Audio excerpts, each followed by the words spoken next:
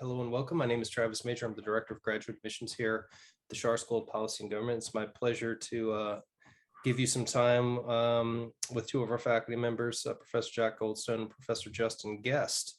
And what we want to do tonight for you all in the audience, what we try to do at a lot of our events, is to give you all, as you're looking at your graduate school options and looking at programs, we want to give you a little bit of a taste of what is a discussion like in a graduate, course in a graduate classroom. What is a graduate class, graduate degree level discussion on some of these, tricky, difficult and formidable challenges? What's that like? Professor Gest will take the floor now and sort of sketch out what we're doing today.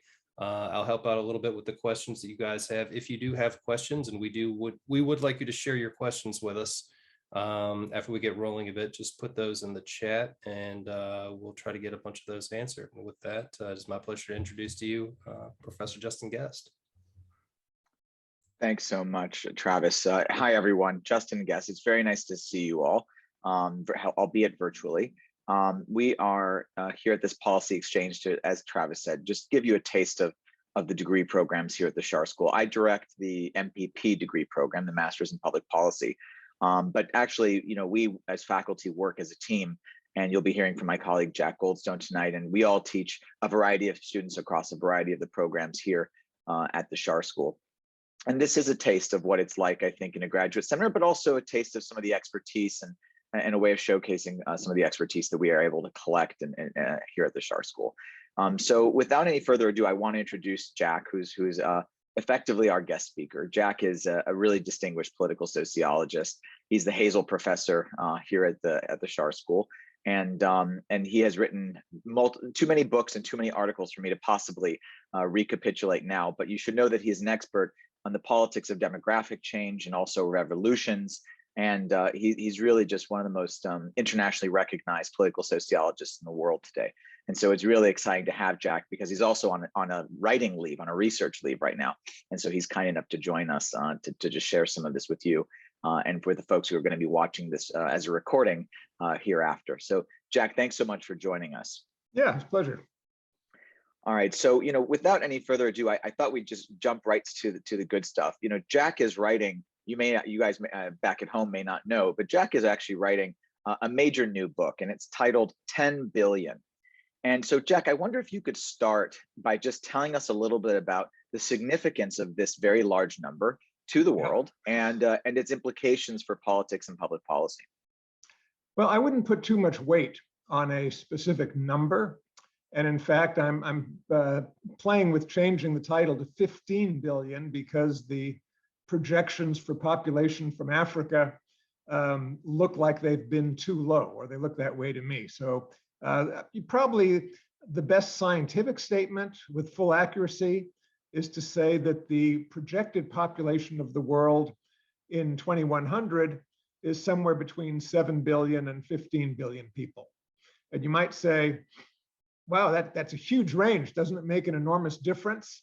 And the answer is not that much, because what's really important is not the number, not the total number of people in the world, but how they're distributed. And what's not going to change, regardless of these estimates, is that we're looking at a world in which the population of Africa and parts of South Asia and some of the countries of the Middle East will be younger and faster growing than any populations in history. And that's the public policy problem in those regions. Whereas the rich countries, whether it's in East Asia, Europe, or North America, are going to be older. They'll have more senior people and fewer young people, again, than any populations in history. And so it's dealing with these really historic imbalances rather than the absolute number that's going to drive the policy problems for the future. So could you tell us then and elaborate a bit, because through your lens, what are the risks that this demographic change that you're describing, what are the risks that it poses for governments and also for societies more broadly? What are the kinds of things that, the kind of implications that they have? Well, I don't want to be too pessimistic, because we're hoping the next generation of public policy scholars coming out of Schar will solve all of these problems in the next 30 years. But the simple answer is if nothing is done to respond to the coming population changes, we're facing kind of global civilizational collapse. I mean, it sounds ominous, but I sometimes feel it's like having an asteroid hurtling at the Earth. You know, you can see it far enough away to stop it, but if no one does anything about it, the consequences will be awful. So what are some of these consequences? Well, if population aging races ahead in the rich countries with no adaptation of the Social Security and healthcare and retirement programs, there's going to be a huge fiscal problem. It simply it's not feasible to pay all of the commitments that have already been made for pension and healthcare for people who are already born but are going to be aging in the next 30 years. The implied liabilities are in the trillions and are largely unfunded. In the United States alone, the existing Medicare fund is expected to run out in about 7 years. So this is an immediate problem that we're just not dealing with. At the same time, there are going to be labor shortages unless we adapt our immigration regime, which we're not really doing either, except kind of making it harder for people to get into Europe or the US. And we're facing huge populations in Asia, South Asia, and in Africa that are going to be consuming more energy, contributing to climate change. We're not doing enough to head off climate change. And what we're seeing is the glaciers in South Asia and Africa are already melting. Droughts are getting worse. There are going to be about 3 billion or more people that are affected by these energy and water shortages. And if they start seeking to migrate to Northern Europe and the United States en masse, it's going to be a breakdown that we're not prepared to handle.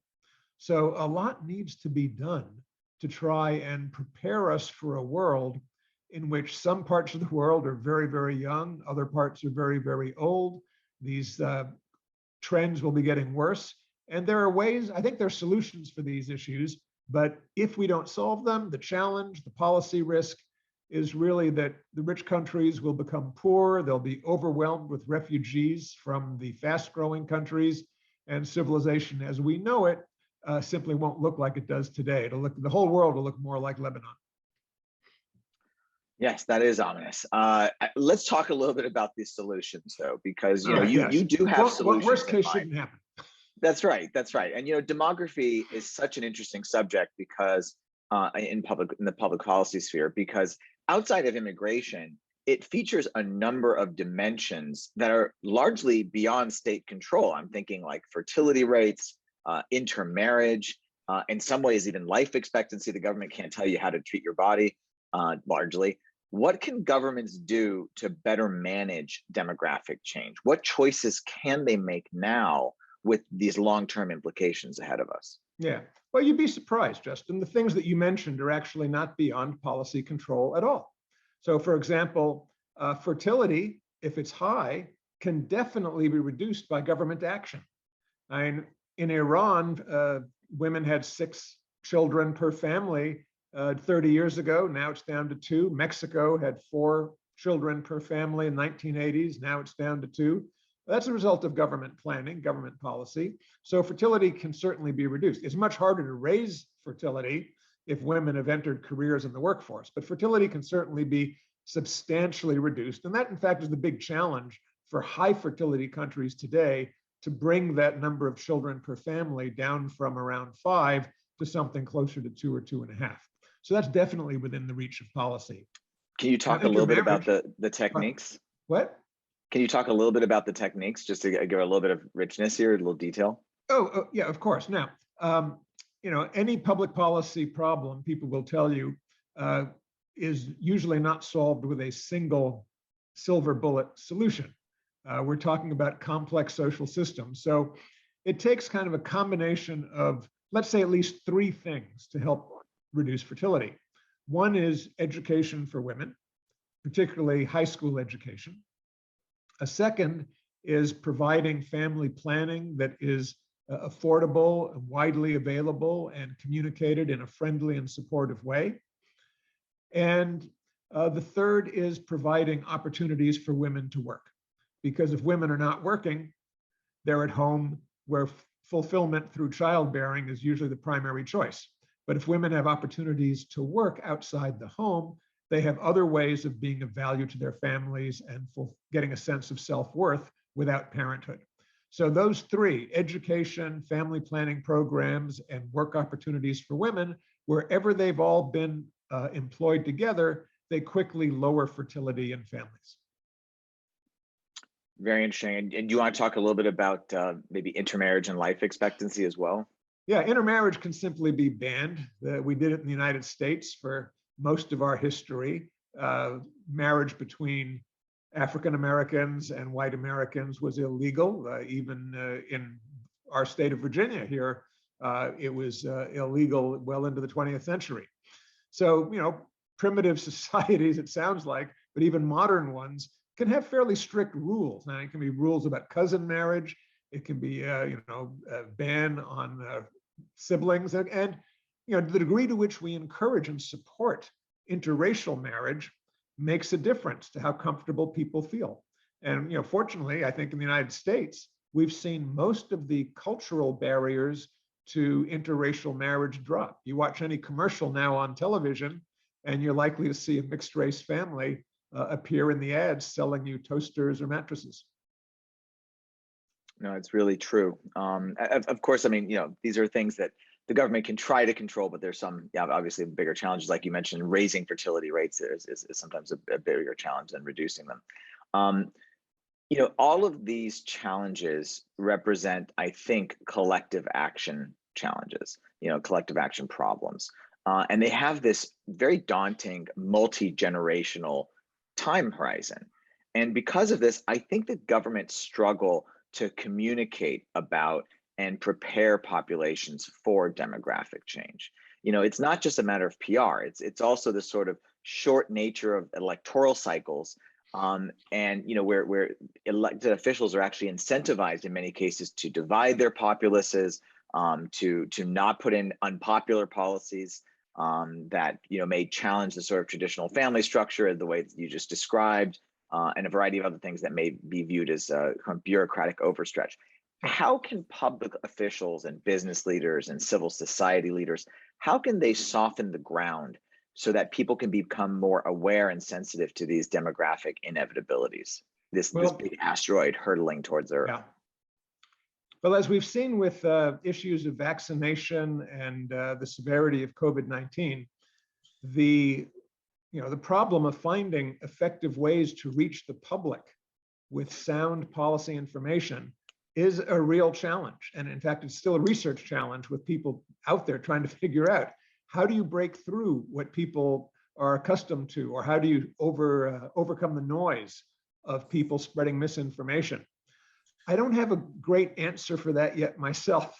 I'm writing my book in the hope that I can draw attention to some of these policy challenges, but I know that many people will still not pay attention, just as I read today that 45% of Americans still believe that climate change is not a serious problem.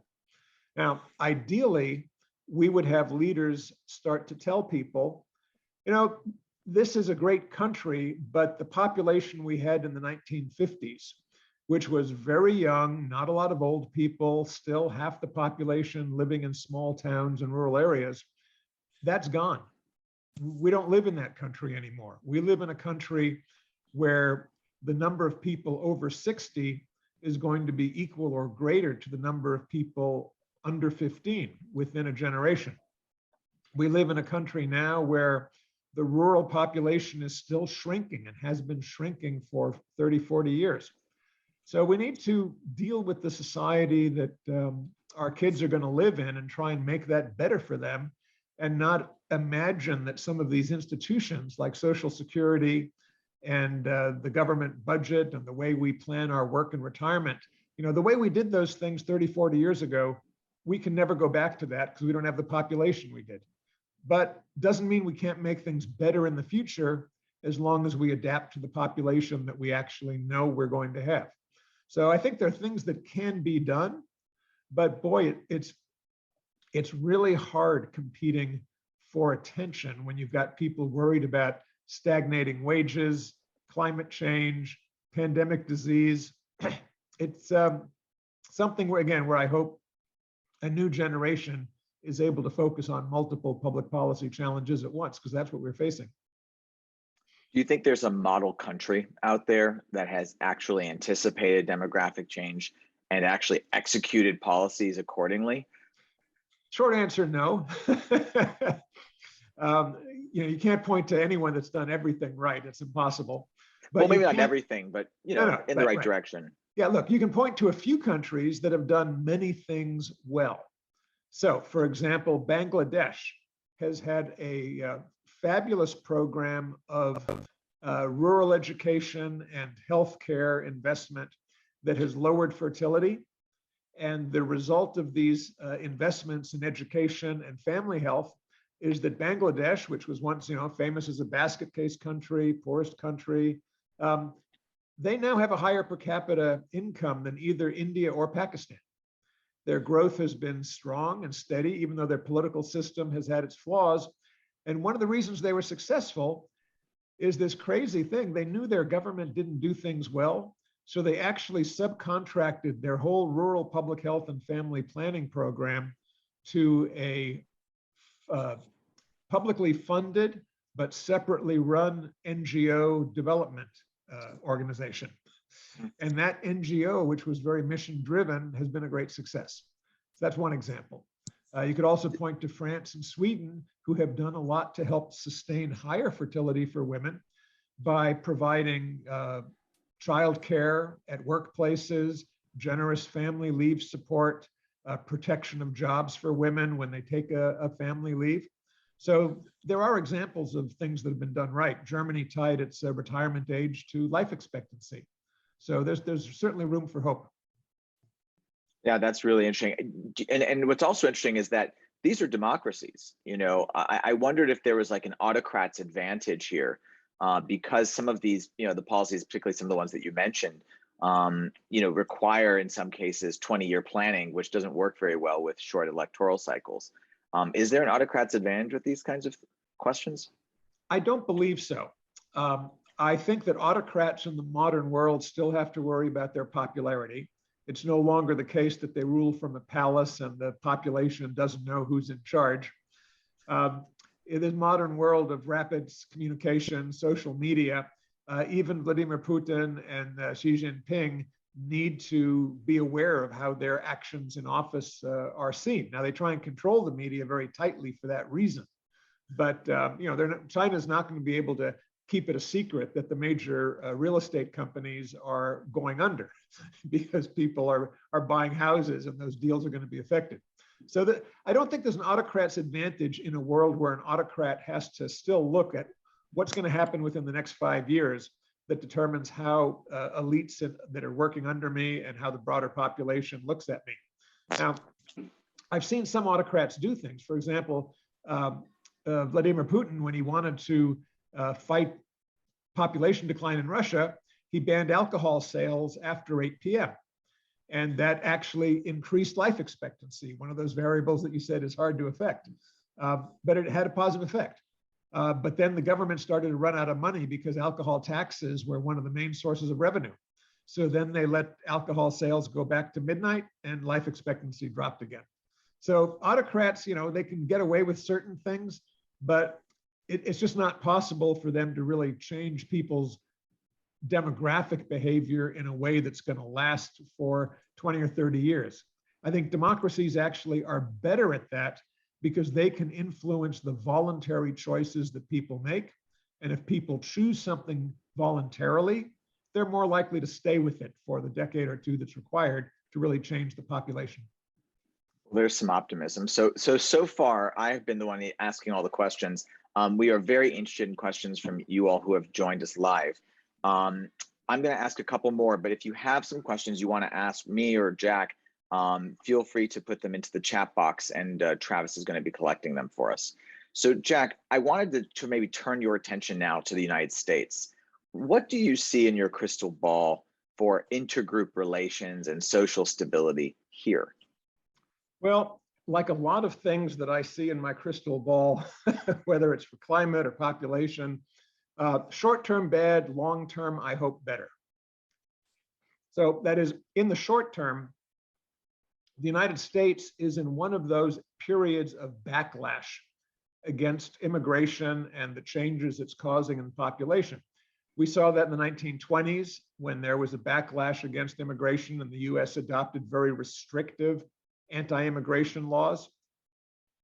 So the 20s and 30s were kind of this period of America first, keep immigrants out. We had something similar, in the 1970s with kind of a wave of efforts to keep Mexican immigrants out. I remember in California, we had some governors who thought they could win votes. Peter Wilson famously wrecked his political career by working too hard to adopt anti-immigrant policies in the hope that they would be popular. It turned out that they weren't. And so we're going through something similar now. There are a lot of people in the United States who seem to be sympathetic to anti-immigrant views and give an audience to that kind of rhetoric. But the majority of the population in America is not like that. The majority of the American population realize that we need immigrants to fill key jobs and that immigrants make communities stronger. For a lot of Midwestern communities that are losing population, immigrants sometimes are the only way to find labor to keep local businesses going. So in the short term, we're going to see a lot of conflict between the anti-immigrant and the pro-immigrant groups. We're going to see some of this kind of emotional anger that you get during backlash periods. But I think in the longer run, and we're seeing this with the younger generation,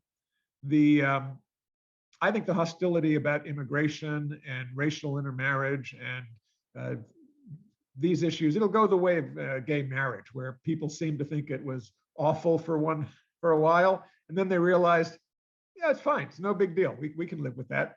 And I think that's where we're headed, but it will probably take another dozen years. Really interesting. And is there, I want to also kind of pivot because we're talking about this sort of backlash and social instability. You also are obviously a very prominent scholar of revolutions. And I know that in your work, you see a nexus between demographic change, demography, and political conflict. Can you maybe describe for everyone this nexus and what its implications are for the United States and other Western societies that are diversifying? Yeah, well, there's actually good news as well as bad. The work that I did on population and politics kind of uncovered some previously unappreciated relationships between the demographic profile of a country and its political regime and political stability. And the short answer is older countries tend to be stable democracies, and younger countries tend to be more unstable and unable to sustain democratic governance. And the reasons, when you think about it, are not that difficult.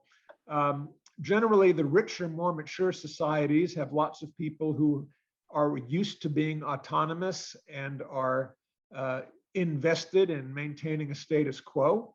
And they tend to support democracy because they feel it gives them the most control and stability over their kind of complex independent lives.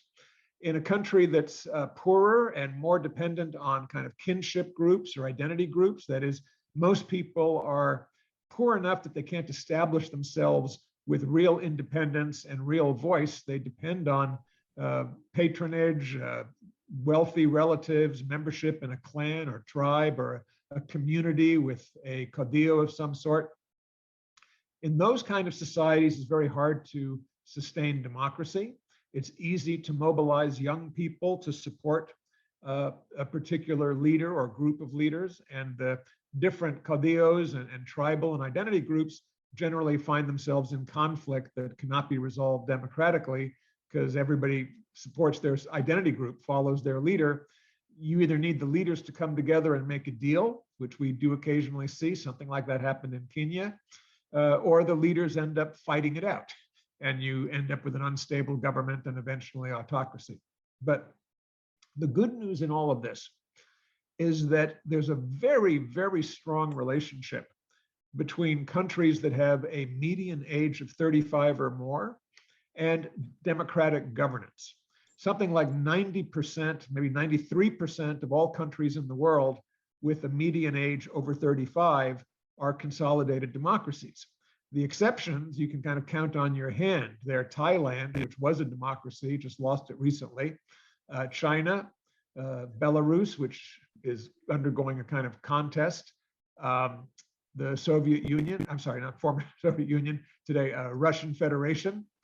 And that's really about it. Most countries that have reached a mature population have opted for democracy, some of them very recently, like Armenia and the Ukraine, and maybe now Belarus. So I fully expect in the next 10 to 15 years, we will see successful democracy movements in Russia and even China. So I think that's the good news to look forward to in terms of what population tells us about political stability and democracy. It's coming. All right, thanks, Jack. Let me pause for a moment and see if we have any questions from our audience here. Yeah. Would any of you like to ask Jack or me anything?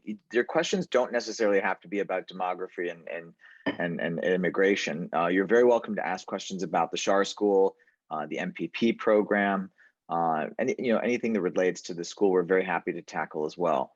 So let me just pause and see if any of you'd like to say something here.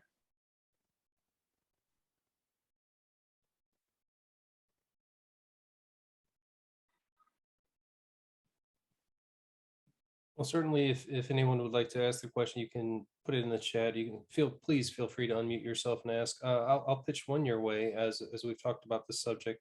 Could you all talk for those people who are very interested in this as a subject and are now looking at graduate school and thinking maybe there's a way to incorporate, doing some consequential work or research in this area into a career? What are some of the skills that folks learn at graduate school who say, this is something I want to take a deeper dive into? And then in the professional space, once you have those skills, what are some of the professional roles out there that people can pursue where looking at immigration and demographic change is a big part of it? Oh, that's a great question, Travis. The good news from my point of view is there's an enormous hunger in the world for policy ideas on how do societies manage their aging population. The Japanese government just set up a new ministry of population about 4 years ago that was tasked, with this issue. Japan is leading the world in the growth of its senior population, and so they're on the forefront of trying to figure out how to deal with villages that are losing all of their young people, how to support the elderly in retirement without bankrupting the state. But this is just kind of, Japan's the leading edge. I would say every country in the world is going to have a demand for specialists in care, management, housing, and policies of all kinds addressed to an aging population, because the seniors are too valuable to waste. They need to be brought into a productive role, and they're all voters as well. So especially for democracies, care of the aged is going to be a huge issue. But it's not just government, think tanks, universities, the private sector also. There's a huge interest in companies of how they manage their product line to deal with changes in the age structures of the population. What kind of products are well suited to young populations like those of Africa versus really aging populations like those of Europe and East Asia? We're no longer in a world where kind of one size fits all and we're just kind of all following, the same steps. Societies in different parts of the world are going to look very different now, and understanding the demographic basis for that and the consequences for finance, marketing, and governing, that and climate change, I think, will probably be the two most important policy domains for the next couple of decades. Yeah, the only thing that I would add, I mean, that's a really fantastic summary, I think. The only thing that I would add is that, a policy school education, it's ultimately a professional school. And so we're also teaching students about in a lot of skill areas, as relates to communication, project management, program evaluation, budgeting, the kind of crunchy things that really help you run an organization, help you actually manage a campaign and an advocacy coalition. that help you communicate about very complicated matters like demographic change. So much of what I think you were discussing, Jack, it comes down to our ability as civil society leaders, business leaders, political officials, and leaders to communicate well about these very thorny issues that in some cases are very sensitive. You're dealing with reproduction, death, health. These are sensitive personal matters that the government has to stick its nose into if they want to actually facilitate a prosperous and stable future for their society. And so communicating effectively is really important. I think that all of these skills that we teach at a policy school are really valuable in achieving that, Travis. So I think that there are a lot of different angles that one can take.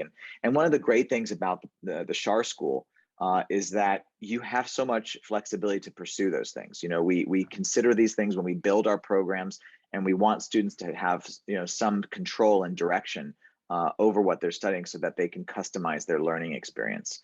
And so it really is in the hands of the students in many ways how they want to direct their work in these different areas. I'll pause one more time for any more questions. I've got one more for Jack just in case, but I'm really very happy to hear from. Yeah, I'd love to hear from our audience.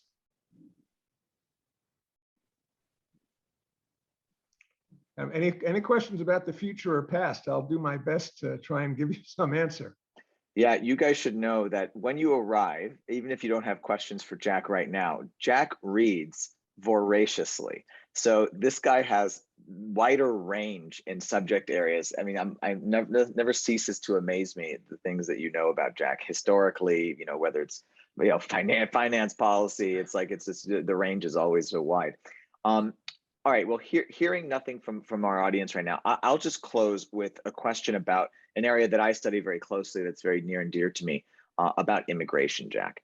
Yeah. So, we have gone in the United States 35 years now without a really major overhaul of our immigration system.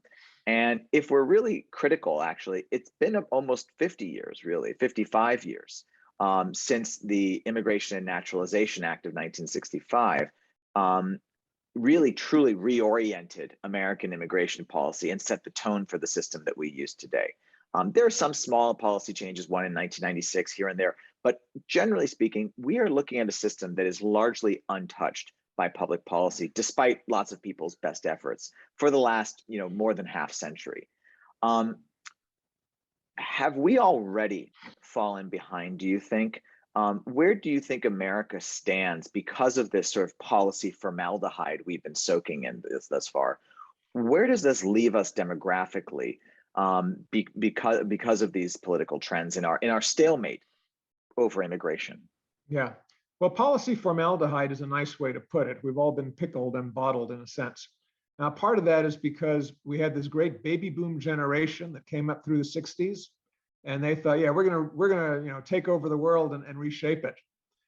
And before that, you had the greatest generation that fought World War II and decided that after that catastrophe, they had to create new institutions to shape the future. But the result of those two big waves is that the institutions that were set up in the 50s and 60s were kind of set in concrete. They've been very hard to change. So even though we've tweaked immigration and we've modified Social Security and Medicare, and we've messed a little bit with the interstate highway system, and we've talked about renewables, the fact is we still are living in a United States of America that is operating with institutions and infrastructure that was designed in the Eisenhower-Kennedy era. It was, kind of designed to help America be great in response to the Cold War competition with the Soviet Union. We're not living in a world that was designed for artificial intelligence and digital technology. We're not living in a world that's designed for having fertility rates of kind of 1 or 2 children per family and how that plays out. We're not even really living in a world where we're trying to maximize what we get out of the people we have. We still retire seniors too early. We don't invest enough in the young. And so we're falling behind other countries that have actually done a somewhat better job of that. So the way I would put this, Justin, is there's a huge need as well as opportunity for professional study of public policy to take a hard look at all of these institutions that have been a scaffolding for United States growth for the last 50 years, but has kind of stopped working well sometime around the 1990s. And of course, the result of that is the great increase in inequality, stagnation of wages, breakdown of infrastructure, a lot of other, bad things we've seen, the opioid epidemic, huge number of people on disability. The institutions we have now are just not working for the population we have now. So there's a huge opportunity, and as I say, a necessity for us to change these things.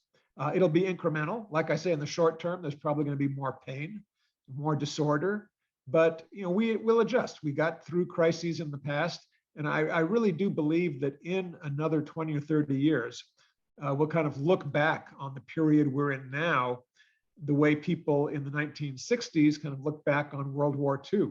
Oh, that was horrible, but that was a few decades ago, and now things are going really well. I think that's where we'll be come 2040. But of course, it's going to take people getting an education, working in the policy field, and making those changes happen. That's what we need. Well, let's hope so. And everyone, this is really the mission, I think, of a policy school today. It's to equip our students with the skills and ability to reconsider how they think. Ultimately, professors like Jack and me, we're not concerned with telling people what to think. What we're concerned with is teaching students how to think, how to be critical thinkers, how to be analysts, how to actually get to the bottom of these, really perplexing social problems and come up with smart, nuanced solutions. And that's ultimately what we're interested in, because we see you guys as the next generation of public policy professionals, whether you want to enter government, in the government space, locally, regionally, federally, internationally, whether you want to enter the private sector in the sort of world of consulting and advising or contracting, or whether you want to enter the nonprofit world, civil society, advocacy organizations, campaigns. We want to help you get there. And we know that it's going to take a really large army of us to really see through some of these changes in the issues that Jack has described tonight, and of course beyond into other issues that the school obviously covers in our curriculum. So we have a question from the audience, I think. Oh, sure, I'm happy to take one. Yeah, happy to take one. So Nkechi asks, thank you so much, Jack, for your insights. What do you think about the impacts of education on immigration? Should courses like the MPP be reduced for international students? Well, it's funny that you asked that, Nkechi. As it happens, next Monday, I'm giving a lecture on population and policy via internet to an audience in India for an international education project. So absolutely, these ideas should be made available as widely as possible. But at the same time, I don't think that online long-distance education is going to ever fully replace the experience of coming to a public policy school in person and working with students and faculty as a team to solve problems. There's only so much you can do, I think, for most people working on your own with information that you get through books or through online lectures. The way you really generate creative public policy solutions to these problems, yeah, you can learn everything about the problems that you need to, I think, from courses, but it's working in the context of an classroom with colleagues, working on a research project with a professor, and getting a lot of feedback, bouncing ideas off and off, learning, oh, I have an idea, professor, how do I make this work? And getting the feedback that says, well, if you're going to really test that idea, these are the statistical tools or the databases you'll need to go to. And let's, go there, bring me what you've got. And then we go over the results. So being able to work closely with faculty and with teams of fellow students I think that's where you really learn to be creative and effective. And that, I think that's what will justify having people come to schools like Schar and not rely entirely on the online replacements. And the effect on immigration, let's face it, the United States, Canada, Australia, and Europe, they are marketing education as a major product to draw students from overseas. And it's been very successful. I think it'll continue to be successful. It'll have to be combined with immigration opportunities so that if people come to, say, the United Kingdom to study, they have that they're encouraged to stay there and work and put their education to use before they leave. But I think this combination of in-person live education and immigration will be a positive tool, as it has been. Obviously, COVID threw a wrench into everything, but I believe in a couple of years, these waves of COVID will have faded, and we'll go back to having lots of European and American scholars go overseas to teach in overseas schools. We'll have lots of scholars and students from other countries coming to Western countries to study. And I think it's really important that we learn about each other, that we learn to work together. And so I think education will be a positive blender for people from all over the world who are all, let's face it, dealing with these same kinds of problems and having to find solutions. Yeah, and the Schar School in many ways is a sort of blender. We always have been. It's a remarkably diverse school in Ketchi that has enormous amounts of people from, just different backgrounds, professionally, in origin. We used to welcome an enormous amount of international students up until the pandemic. And even that's starting to change now as travel restrictions are loosening. So we hope to welcome you in the future. Before we close, let me just give one last call for questions. And otherwise, I'll let everyone else, everyone get along with their night. Or morning, depending on where you're calling in from. And of course, if anyone wants to ask questions directly to our admissions team, you should feel free to write to Schar, SCHAR, @gmu.edu anytime, and we're very happy to field your questions and address any ideas you have about your future. Until that time, and you see it in the chat now if you want. So until that time, we wish you guys well, and we look forward to hearing from you and hopefully getting to see you on campus one day soon. Thanks again for taking the time tonight.